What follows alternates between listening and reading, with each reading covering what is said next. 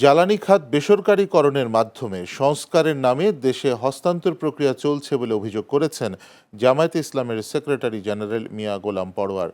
শনিবার বিকেলে জামায়াতের কেন্দ্রীয় কার্যালয়ে সরকার নতুন জ্বালানি নীতিমালা প্রণয়নের পদক্ষেপ নিয়ে সংবাদ সম্মেলনে তিনি এ অভিযোগ করেন।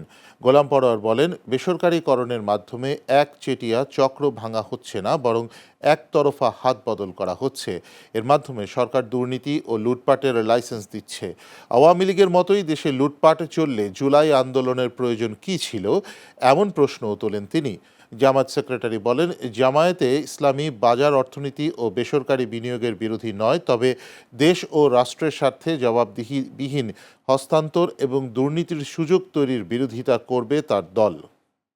যে প্রতিষ্ঠানকে ব্যর্থ বলে বেচে দেওয়ার আয়োজন চলছে, সেই প্রতিষ্ঠান পরপর 2 বছরে 2000 কোটি টাকা মুনাফা করে রাষ্ট্রীয় কোষাগারে জমা দিয়েছে। চলতি বছরের সংকট, হরমুজ প্রণালী বন্ধ হওয়া, বিশ্ববাজারে দৈনিক 1 কোটি ব্যারেল সরবরাহ ঘাটতি, এটি বিপিসির ব্যবস্থাপনাগত ব্যর্থতা নয়, এটি ভূ রাজনৈতিক ধাক্কা। জ্বালানি মন্ত্রী নিজেই সংসদে স্বীকার করেছেন, বিপিসি এখন দৈনিক প্রায় 78 কোটি টাকা লোকসান দিচ্ছে, কারণ বিশ্ববাজারের দাম দ্বিগুণ হওয়ার পরও ভোক্তার কথা ভেবে দেশের দাম বাড়ানো হয়নি।